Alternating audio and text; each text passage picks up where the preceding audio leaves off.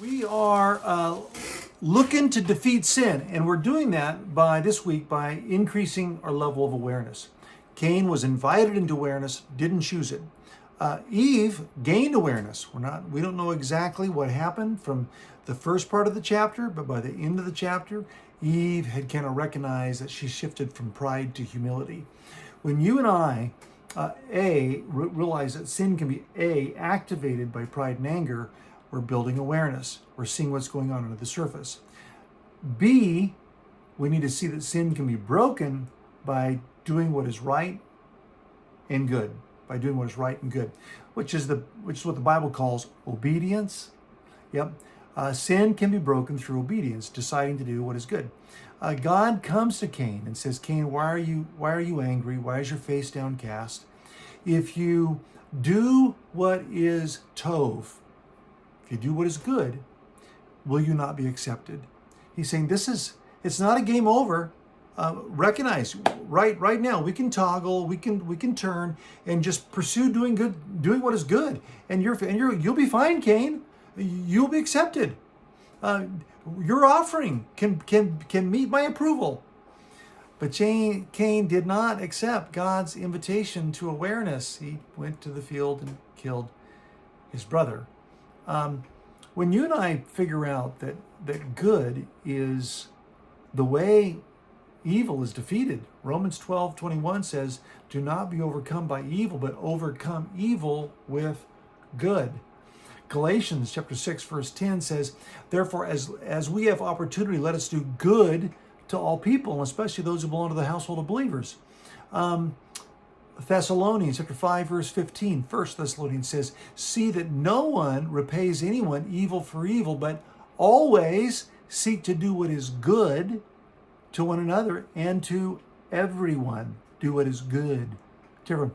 Edmund Burke, 17th century statesman, politician from the Whig Party in England, one of the outspoken persons that said America was justified from breaking free from England. So this took place during the Revolutionary War in America.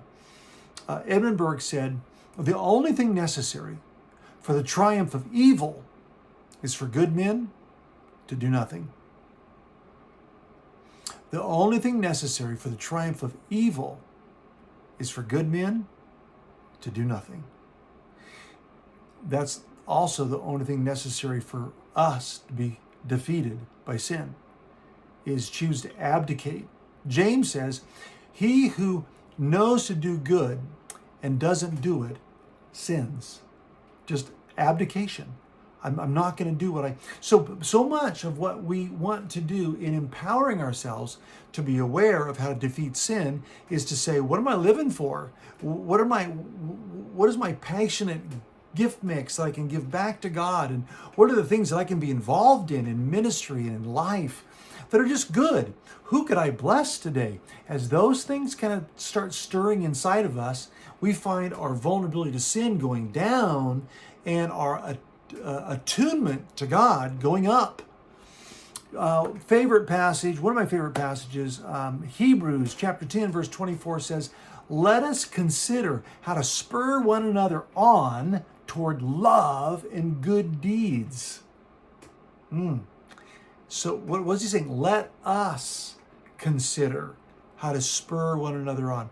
Well, that tells me that if I don't have community around me that is also pursuing and intentional about good things, then I'm more vulnerable to bad things.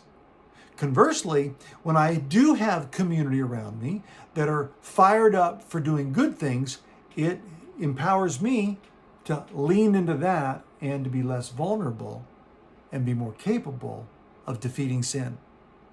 I hope you're recognizing this to be true in your life, because when you and I begin to decide how we spend and invest our lives, our time, our focus, all of a sudden we recognize that we can distance ourselves from this propensity to be self-centered, to be prideful or angry or defensive or condescending or prejudice or narrow-minded, and we can open ourselves to being generous and kind and merciful and gracious and ready to do good.